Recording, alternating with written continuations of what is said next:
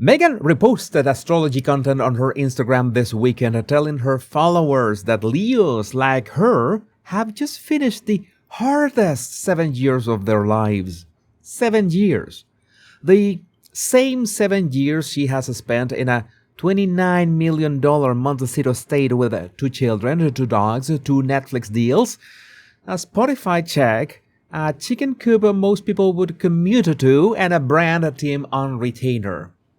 So the Times newspaper, her former staff, the British public, and even the astrologer she reposted are now all having a reaction to that claim, and it is not the reaction the brand team paid for.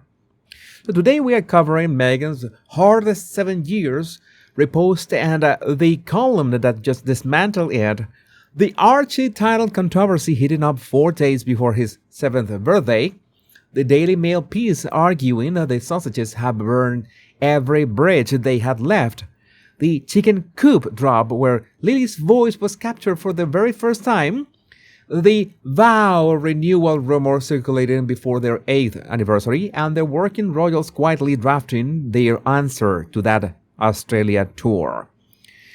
Welcome back, my Royal Rogues. My name is Jesus Enrique Rosas. I'm the Royal Rogue. Let's get down to it. Let's start with the astrology post because the timing on this one is something special. Radar Online dropped the exclusive at 4 o'clock Eastern this afternoon, and the British press has been queuing up ever since. Meghan, on her own Instagram account, reposted a Las Vegas astrologer named Christina Antonuna, the so-called spirit daughter, who had written that certain star signs, including Leo, were wrapping up the most difficult chapter of their lives around April 25th. So Meghan is a Leo. 7 years takes her almost to the day back to her engagement to Harry, right? So the implication was not subtle. The post's central message was that the gap between who these people truly are and how the world chose to see them had been exhausting in a way that only those who lived it could understand. That their confidence had been beaten down. That on April 25th, the weight was finally lifting. The weight was finally lifting. From inside a 16-bedroom estate in Montecito with private security, household staff, 2 streaming companies on the speed dial, and a lifestyle brand whose distribution list includes Kris Jenner. So the Times of London ran a column from Hilary Rose this week that landed exactly the way the British public wanted it to land. She summed up the absurdity in one sentence, and the gist of which is, she only wishes her own bad years had come with $100 million Netflix contract. The most concise demolition of the post I have seen all week. But the funniest part is the astrologer's own response. Christina Antonuna saw the repost, so the Duchess of Sausages had elevated her stars and archetypes content to a global audience and replied to Meghan publicly. She addressed her as royalty, as queen with a capital Q, and declared it was time for her to reign again. I don't know what that again means, but whatever.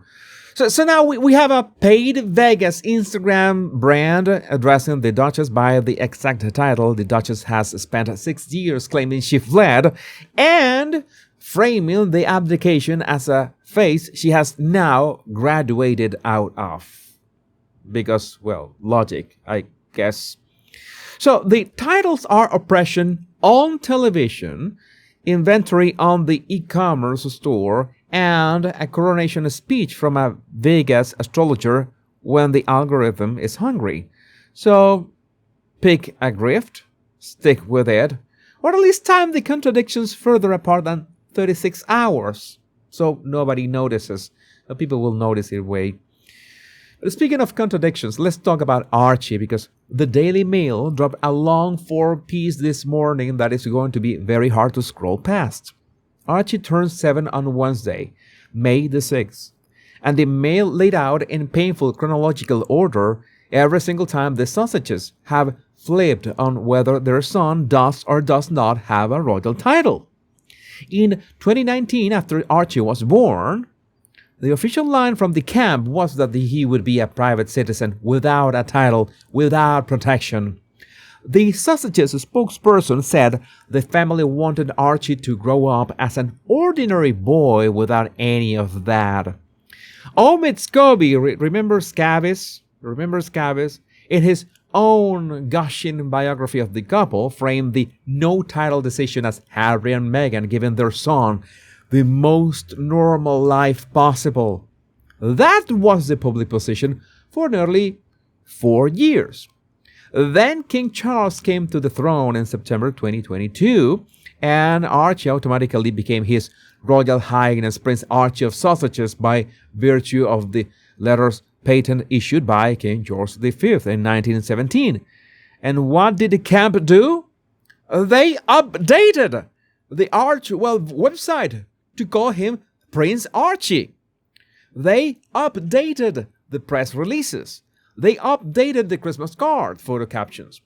The private citizen became a prince the moment the title came with optics they could use and abuse as well.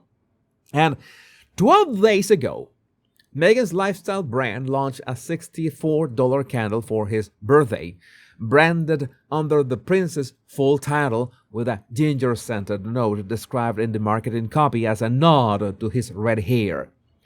A 6-year-old boy whose mother told the world he would be plain Mr. Archie is now a price tag with a sand profile and an inheritance line on a wax cylinder. The candle is still on the As Ever website this very night. The birthday is on Wednesday, and the Daily Mail piece is the receipt that arrived 4 days early. Which brings us to the Boshoff piece. Alison Boshoff, the Daily Mail's senior reporter, published an exclusive last night that stitches together every collapse of the last 6 months into one paragraph. So the headline says it plainly. They have lost the plot, and they have burned every bridge. The on-the-record source the Mail ran with is the kind of language reporters do not publish unless 3 people have signed off on it. So according to that source, the couple has truly lost direction. Meghan, specifically, is said to be in a very bad place because she can see that nothing is working, as everybody can see, by the way. So the sell-out narrative around her products is reportedly no longer holding, and neither of them is said to be happy. That phrase, that sentence, neither of them is happy, that is where the Daily Mail source has arrived, because the Anna Wintour relationship that Meghan needed for her Vogue cover was, according to page 6 this week, deteriorated into something that sounds more like genuine mutual hostility. The Lauren Sanchez friendship that was supposed to slot Meghan into the Met Gala front row has detonated.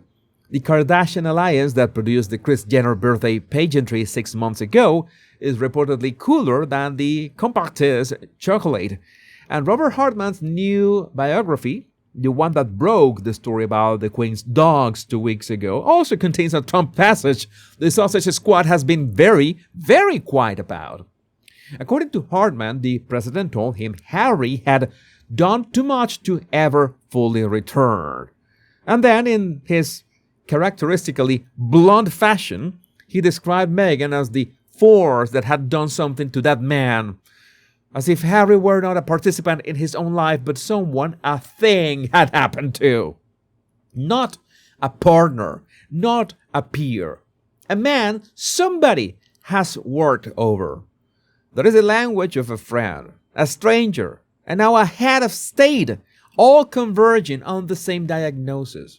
And the gingerbread in the trench coat, the Kiev keynote, the Movember panel husband, is the figure at the center of all 3 verdicts. And meanwhile, on Friday afternoon, Meghan filmed a chicken coop story on her own Instagram, and the internet has been rewatching it on loop ever since. So this is the setup. Meghan in a denim apron with the Compartist chocolatier Jonathan Graham at her elbow. Compartist is the Los Angeles brand currently producing the As Ever Mother's Day chocolate collection.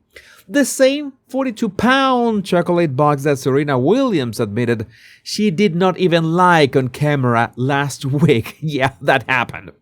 So this was a content drop with a commercial subtext. Buy the chocolate. Mother's Day is 10 days away. Inventory must move. And then a very small voice came over the audio. Behind the camera in bright pink with her face concealed in classic sausage post-production fashion was 4-year-old Lili. She announced she had found another great hand, excited, happy, perfectly American in her accent. Meghan answered her warmly. It was a genuinely sweet moment in a vacuum. But this is not a vacuum. The audio dropped on the same Instagram account where the candle line is being marketed under the children's titles. The chocolatier in the frame is the supplier whose chocolate is sitting unsold on the As Ever website tonight. The Mother's Day collection is the same one whose A-list distribution list collapsed to a Pilates teacher with 12,000 followers 2 weeks ago. So the Lili audio was not an accident. It was inventory rescue. The first audio of a 4-year-old child's voice was deployed in a 30-second vertical video at the exact moment the brand needed a soft power moment to notch the chocolate over the line. So the Mother's Day edit will not move because Mother's Day buyers do not want it. So mother is now being supplied by daughter, and the daughter did not get a vote. Which brings us to the rumor that has been circulating all weekend on Radar and the British tabs. Word on the street, attributed to multiple sources close to the camp, is that Meghan is exploring a public vow renewal for her and Harry's 8th wedding anniversary on May the 19th.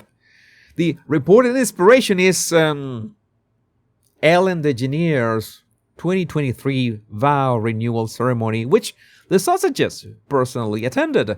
And the framing one source reached for to describe the whole exercise is one I cannot stop turning over. Something along the lines of an event designed to project public unity while private doubt goes unaddressed. Public symbolism masking private uncertainty. That's one of the most poetic admissions a tabloid source has ever volunteered. Because the trust crisis Radar reported 4 days ago, the one triggered by Harry's leaked Facebook messages to journalist Charlotte Griffiths, the intimate exchanges that surfaced in the London court, has not gone away. The Sausages Survivors Club, you remember that one, is back in the headlines this week. Tom Sykes filed a Daily Beast column essentially declaring the couple deeply unhappy right at the top. And the Reddit subs that watched this couple like air traffic control noticed something else over the weekend. A 20,000 upvoted thread about Tyler Perry, the same man who landed sausages, his Beverly Hills mansion in 2020, you remember that, allegedly being done with the relationship after a $14 million loan that has not been repaid. $14 million! So, the marriage that was supposed to be the foundation of the brand is publicly described in the same wake as miserable, as wobbling, and as contemplating a vow renewal photo op at the exact moment a divorce rumor needs to be smothered. So a renewal of vows is a beautiful thing when the marriage is steady and the cameras are turned off or private. It is something else entirely when the camera list comes before the guest list.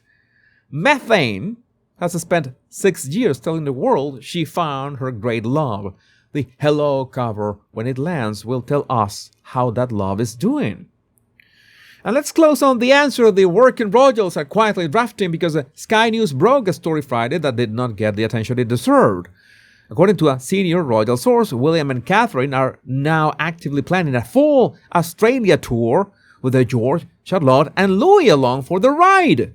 The source was clear that the Welsh family understands Australia is owed something real, a proper, full-scale royal tour. The kind the country has not seen from that branch of the family since 2014 when George was still a baby in arms. Australia deserves better. That is the sentence the Welsh family has decided to underline. The plan reportedly includes the children, public walkabouts, the kind of pageantry the late Queen built her 70-year reign around. The exact pageantry the sausages cancelled 12,000 miles of in April because the streets would have told the truth. There's no need for the palace to issue a rebuttal to a fake royal tour. The future king and queen will simply land at Sydney Airport, walk into the same cities the sausages parachuted into, and let the crowd size do the talking. Let me know what you think about this in the comments. My name is Jesus Enrique Rosas. I'm the Royal Rogue.